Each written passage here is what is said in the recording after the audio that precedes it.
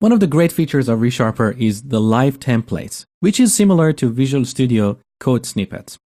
So if you find yourself repetitively typing a piece of code, you can save yourself time and energy and turn that piece of code into a code snippet or live template. For example, when you're writing test classes, it's pretty common to write a test initialize method and then decorate it with test initialize attribute. I find this very repetitive, and I don't like to type the same thing over and over. In fact, that was one of the reasons I had RSI or repetitive strain injury before, because I used to type the same thing over and over. So try to reduce your typing and find faster ways to write code. So what I decided to do was to turn that into a code snippet or a live template, which means instead of typing this over and over every time, I just type test I, and that's the keyword that I created for myself. And I press tab. There you go. I got my test initialize method ready. Okay, now let's see how we can create a live template. So let's say we want to turn this piece of code into a live template. First, we select it. And you learned a quick way of selecting code using Control W. Now we go to ReSharper menu, Tools, Create Live Template from Selection. And in the first window, you see a preview of what you're turning into a live template. Don't worry about it, just click Create and Edit. Now in this window, you see the code that you have selected. You can change it. For example, you can add something here, blah, blah, blah, or some code like var x equals 0. You can change the template as you wish. And on the right side, you can see a shortcut. So let's give it a shortcut of test A. You could use test I as in test initialize, but I've already used that, so I don't want that to conflict. So I'm going to use test A here. If you want to give it a description, so later you remember what is this for, you can type it here, but it's not essential. And once you're done, just press Ctrl and S to save it. Okay, now we close this template. Now anywhere in the code, if I type test A, see this icon? That's the code snippet or live template icon. Tab, there you go. What if you made a mistake or sometime later you decided to change your template to something else? So you go to ReSharper, Tools, Templates Explorer, and here you see all your templates. On the left side, you see the languages these templates are for. So as you see, it's not only for C#. You can create a template for your CSS or your JavaScript.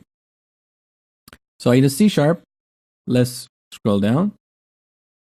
You see, we've got this test A, we just created. Now, if I want to edit that, while this is selected, I go here, Edit Template, and that takes us back to this window we have seen before. So you can change any code here. Let's get rid of this. You can change the shortcut. Let's make it test B. And save it. Good. Now close it. Back here. Remove this. One more time. Test B. And this is the updated template. Now, one thing that is very powerful about this technique is you can, let me remove this. You can add parameters in your template. What do I mean by that? Let's say we want to write a test for a method called divide. So typically, this is how we name our test methods. So the first part is the name of the method under test, then underline, then the condition we're testing. For example, saying second argument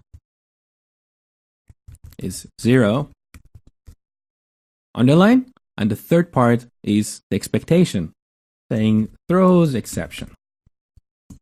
And of course, we need to decorate this with test method attribute. So what is repetitive here is this declaration here, adding the test method and public void. But what changes every time is these three parts. So I want to have a template that allows me to quickly create this piece of code, but still give me a chance to overwrite what is here. So I don't want static content. So again, I'm going to select this piece of code. Go to ReSharper, Tools, create live template from selection.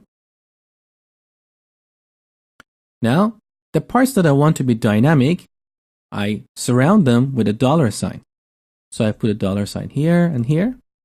And note that it immediately is highlighted with a red border. And on the right side, in the parameters window, you see you have a parameter called divide. Now, divide is not a good parameter name. Instead, I'm going to change that to method name. I'm going to do the same technique here. So for this part, I'm going to add a parameter called condition. And for this part here, expectation. So now we have 3 parameters in our template. Now let's give this template a shortcut. So let's call this test C. You can name it test M in your environment because that's a test method. But in my environment, because I've already done that, I don't want that to conflict. So let's save this.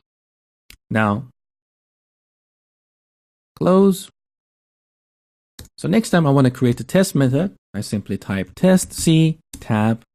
Now I've got the template and the first parameter is highlighted. So I can change method name to divide. Now I press tab. The second parameter is highlighted. I can say second argument is 0. Press tab again. Now the third parameter is highlighted. Throws exception. And enter. Done. So the lesson is, whenever you find yourself repetitively typing a piece of code, make sure to create a live template from it. And if there are parts that needs to be dynamic, you can use parameters to make them dynamic. I hope you enjoyed this lecture and thank you for watching.